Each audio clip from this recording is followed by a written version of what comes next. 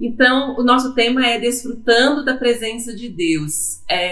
O que vem à tua mente quando a gente fala a respeito desse tema, né? Então, eu acho que a gente poderia pensar em várias coisas, mas eu gosto muito dessa palavra desfrutando.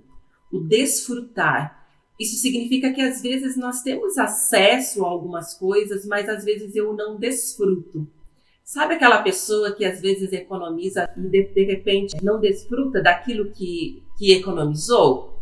A pessoa, de repente, né, ela fica a vida inteira economizando, mas não desfruta daquilo.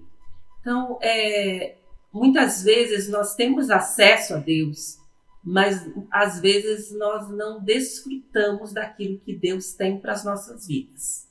Então é sobre isso que eu quero falar com vocês hoje, tá? Então, a primeira coisa que nós temos que entender é que houve um rompimento, houve uma separação. Por causa do pecado, né? Ele houve essa separação. Houve esse abismo, né? Então, o homem perdeu o acesso a Deus, perdeu o desfrutar de Deus por conta do pecado. Lembra lá que lá em Adão e Eva eles foram expulsos do paraíso e que foi colocado um anjo na porta lá do jardim para que não pudessem entrar? Então isso aconteceu com toda a humanidade, porque Adão e Eva eles eram representantes da humanidade naquela hora. Mas através de Jesus foi aquele que morreu na cruz no nosso lugar e ele nos trouxe esse novo e vivo caminho que nós podemos ter. Então nós vamos ler lá em Hebreus, capítulo 10, dos versículos 19 até a 23, tá? Então vamos abrir lá. Sendo assim, irmãos, temos plena confiança para entrar no Santo dos Santos mediante o sangue de Jesus, por um novo e vivo caminho que ele nos descortinou por intermédio do véu, isto é, do seu próprio corpo, e tendo um magnífico sacerdote sobre a casa de Deus.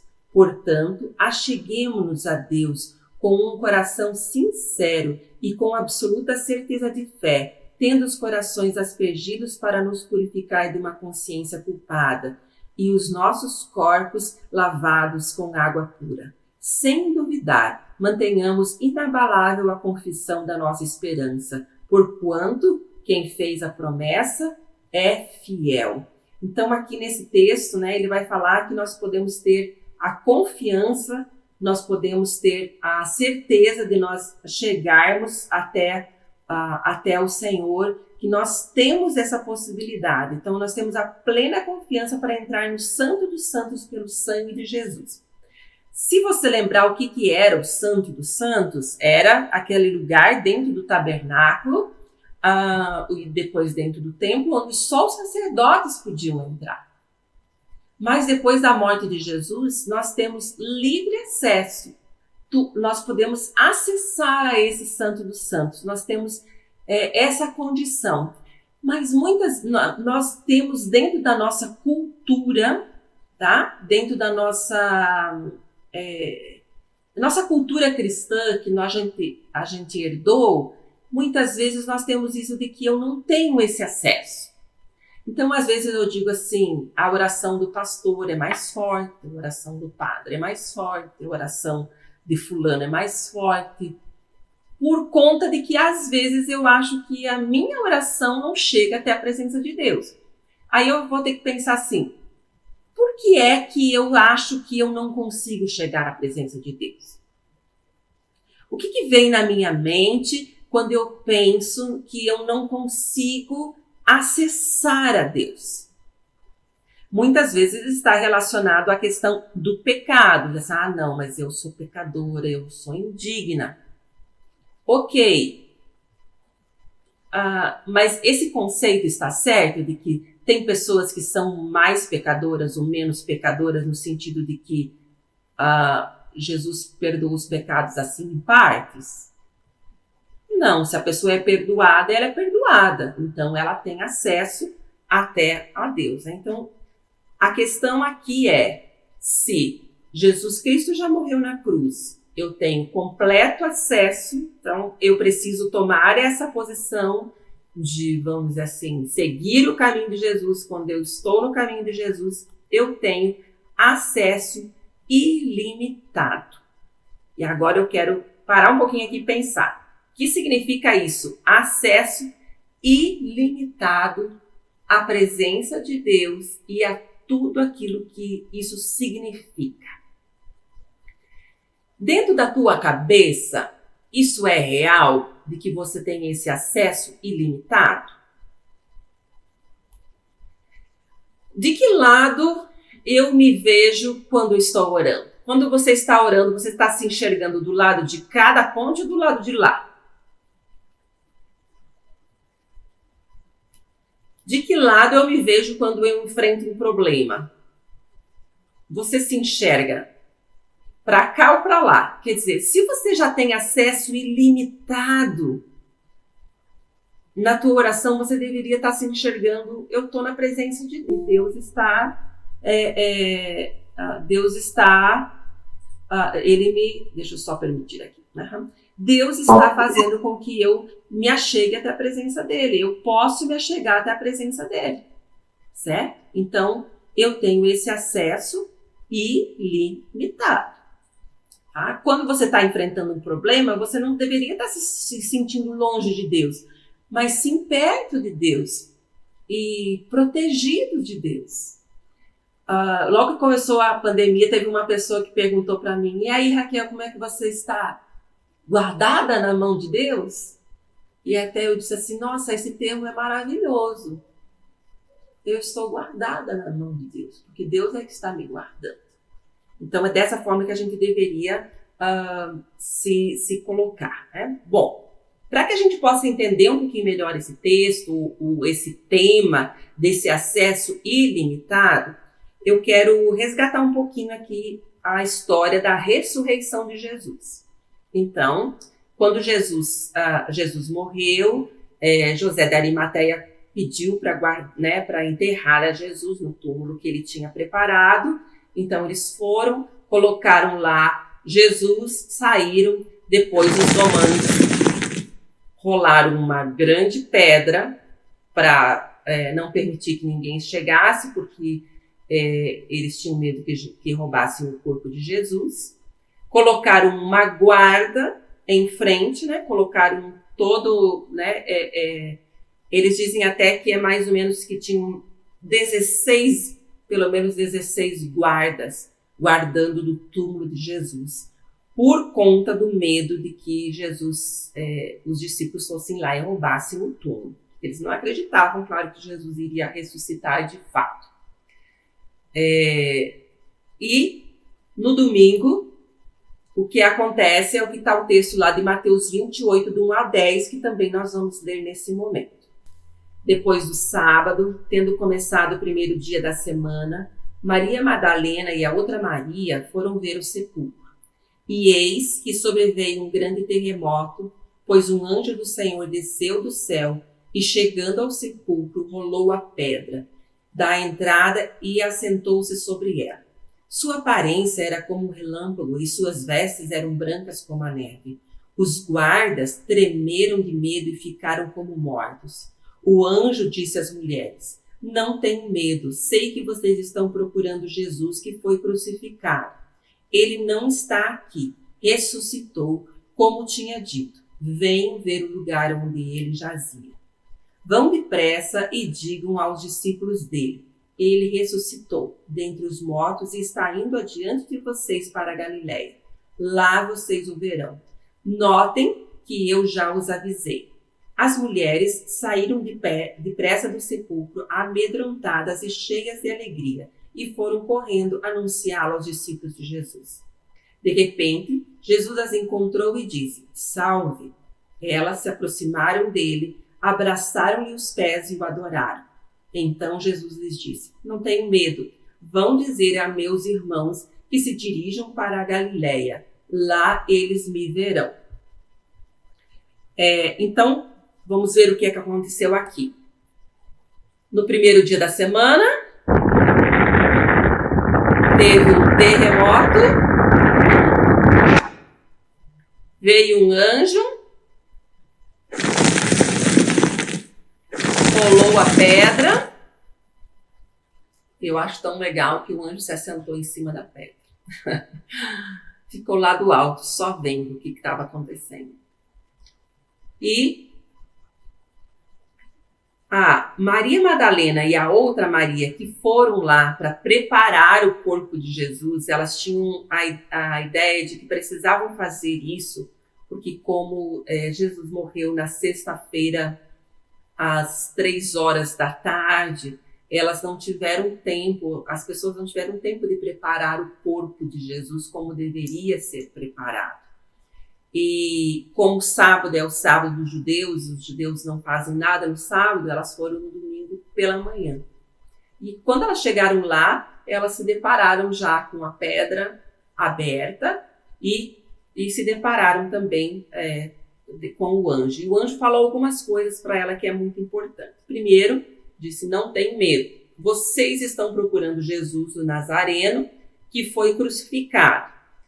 Ele dá uma informação: ele ressuscitou, não está aqui. E ainda diz: vejam o lugar onde haviam posto.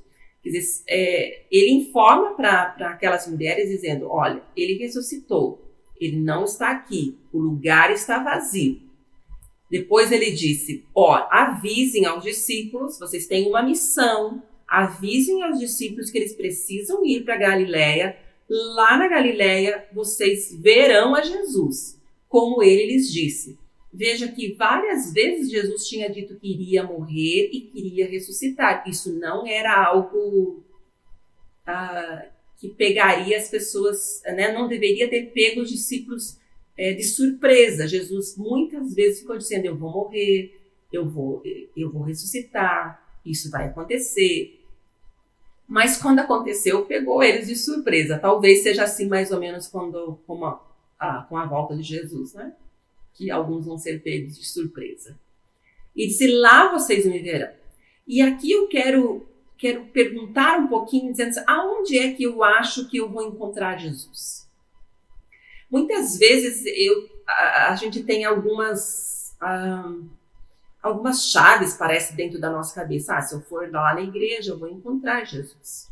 É uma verdade, lá eu vou encontrar Jesus. Mas aonde de fato é que eu vou encontrar Jesus? Aqui, o anjo estava dizendo: vocês vão para Galileia, que lá vocês vão ver Jesus. Quando elas saíram do túmulo, né, elas encontram o próprio Cristo. O próprio Cristo vai dizer para elas: não tenham medo. Vão dizer aos meus irmãos que se dirijam para a Galileia. Lá eles me verão. Então, novamente está dizendo: vão para a Galileia. Lá vocês vão me encontrar. Lá naquele lugar, vocês vão me ver.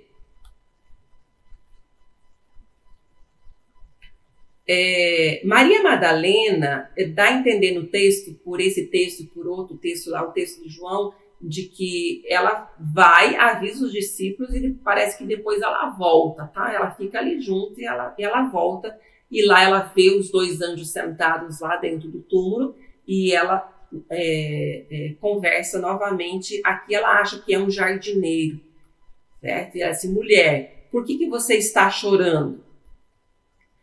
Quem você está procurando? Aí vai dizer, né? Se o Senhor levou embora, né? Se o Senhor o levou embora, diga-me onde o colocou e eu o levarei. Novamente, ela está perguntando a questão: aonde está Jesus? Aonde está o corpo de Jesus? Porque eu quero levar ele, eu quero cuidar desse corpo. Onde ele está? E aí Jesus chama Maria, aqui é Maria Madalena, né? Chama ela pelo nome. E o que isso significa quando alguém chama o nosso nome? E o que significa Jesus chamar o nosso nome? Naquela hora foi que Maria reconheceu quem era Jesus. Vamos lembrar um pouquinho? Reconheceu que era Jesus ali que estava falando com ela. Vamos lembrar um pouquinho a história de Maria Madalena?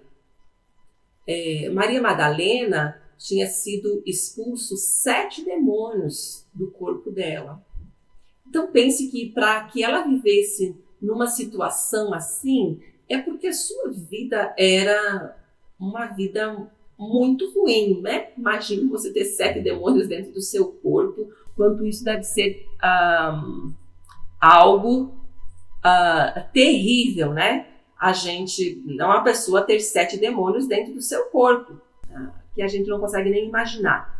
Mas essa Maria, a Maria Madalena, que tinha 7 demônios no seu corpo e que Jesus expulsou esses demônios do corpo dela, ela pôde estar na presença de Jesus e falar com Jesus. Inclusive, foi uma das primeiras pessoas que teve esse grande privilégio.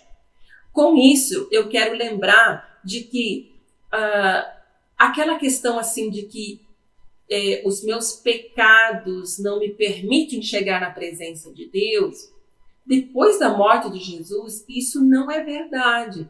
Porque na cruz os meus pecados foram perdoados. Então eu posso me achegar na presença de Jesus. E eu posso desfrutar da presença de Jesus de uma forma ilimitada. Eu posso desfrutar disso. Jesus chega, né, vai aparecer diante dos seus discípulos. E quando Jesus chega, Jesus diz: paz seja com vocês. E os discípulos ficam todos amedrontados, eles ficam apavorados ao verem Jesus. Aí Jesus vai dizer: por que vocês estão perturbados e por que se levantam dúvidas no coração de vocês? Vejam as minhas mãos e os meus pés, sou eu mesmo. Disse: sou eu mesmo, eu estou aqui, eu ressuscitei. E algo que é importante também a gente sempre lembrar é que Jesus estava aqui com o seu corpo. Não é só um espírito, é o corpo ressurreto de Jesus. Quer dizer, é um corpo transformado, mas é um corpo. As pessoas podiam ver ele, não era um fantasma. E ele diz: recebam o Espírito Santo. Preciso lembrar também que o Espírito Santo é Deus. E que no momento que eu entrego a minha vida a Jesus, o Espírito Santo passa a habitar no meu coração. Então eu tenho o próprio Deus dentro de mim. Aonde é que eu vou encontrar a Deus? Aonde eu vou ter a oportunidade de receber ao Senhor? Como que eu vou ter essa possibilidade? Então eu tenho que lembrar que o Espírito Santo está dentro de mim. Deus está dentro de mim. É interessante que sempre que a gente, não sei vocês, né, mas muitas vezes a gente, quando está orando, fica pensando em Deus lá no céu, né? Quando a gente deveria pensar em Deus dentro de mim. Eu estou falando com o Espírito Santo de Deus que está dentro de mim.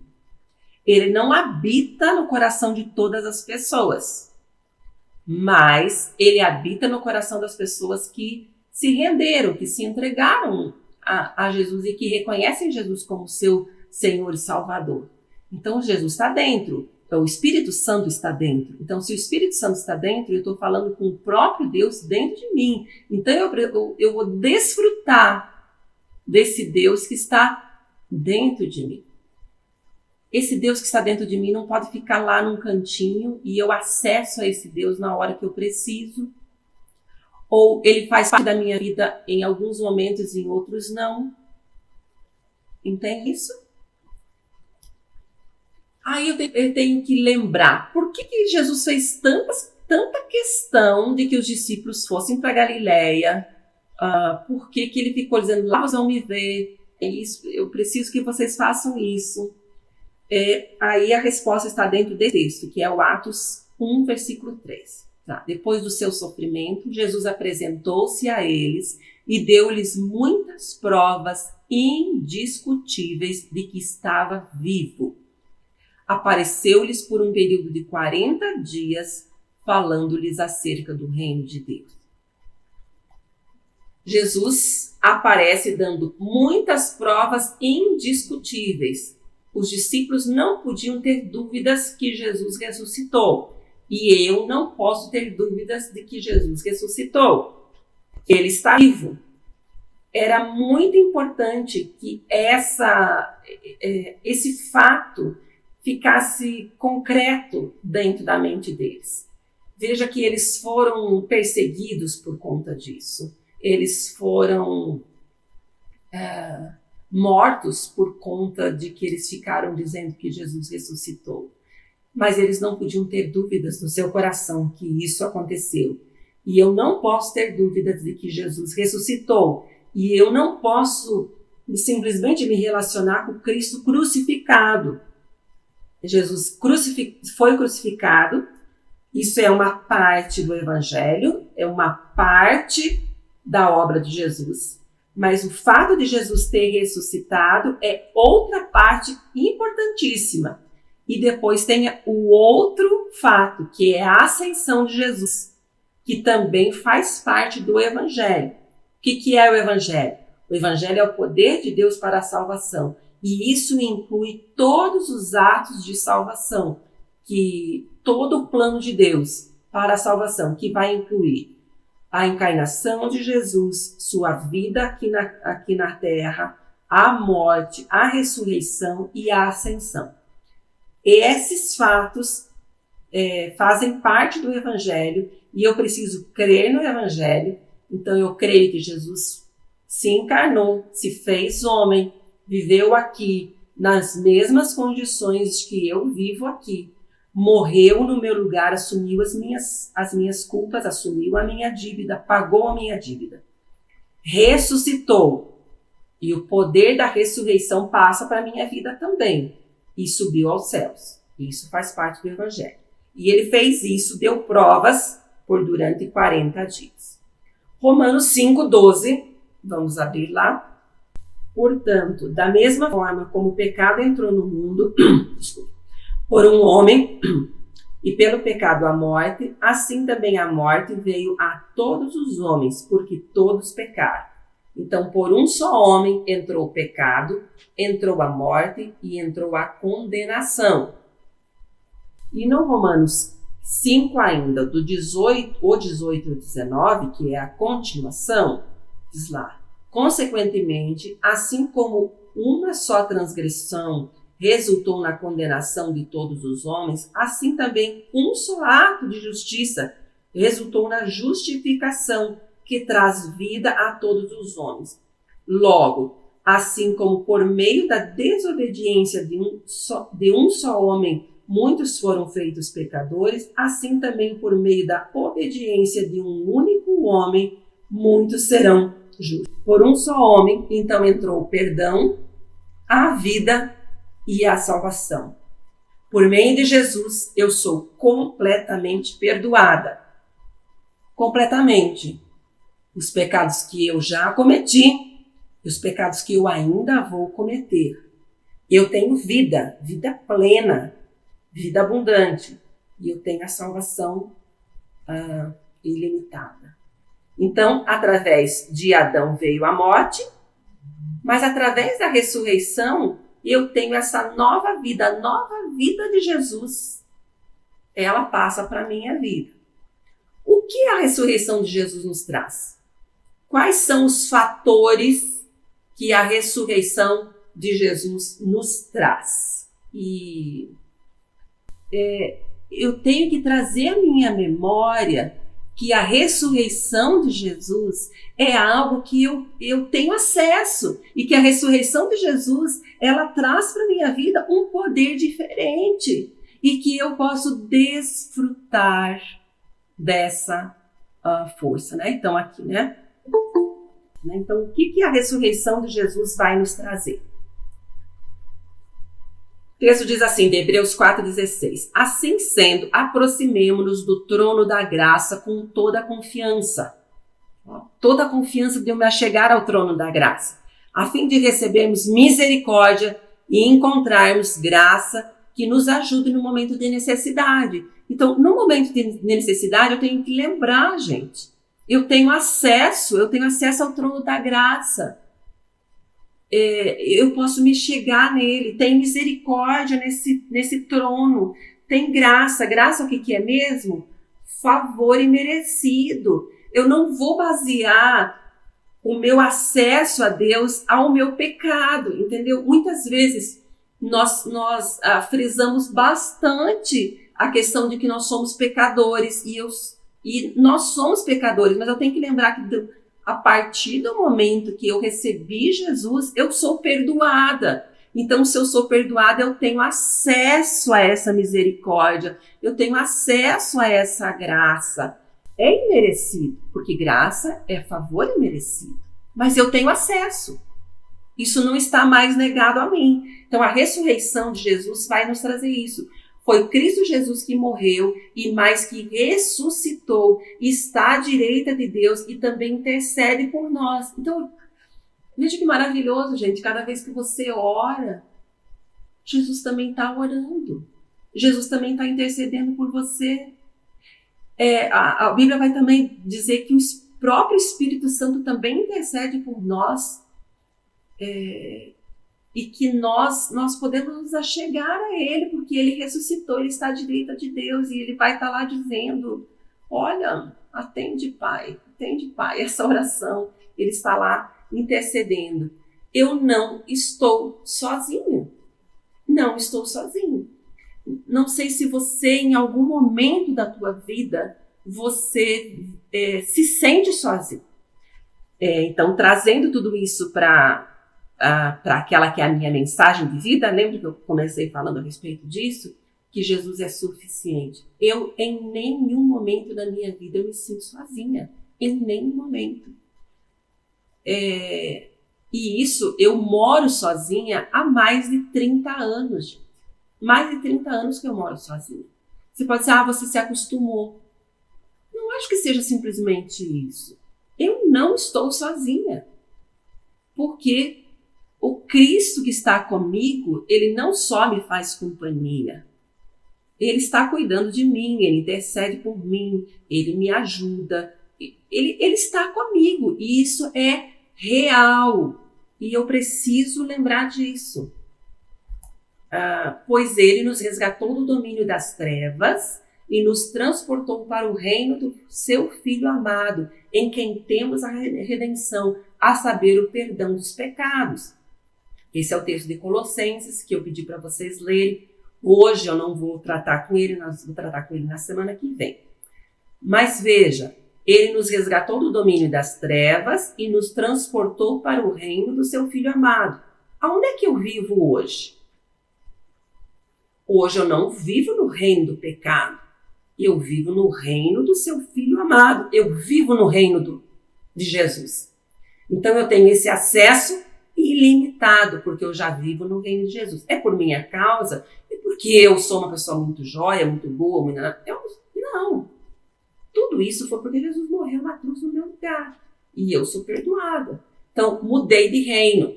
Sou redimida, sou perdoada. Eu preciso ter isso na minha cabeça.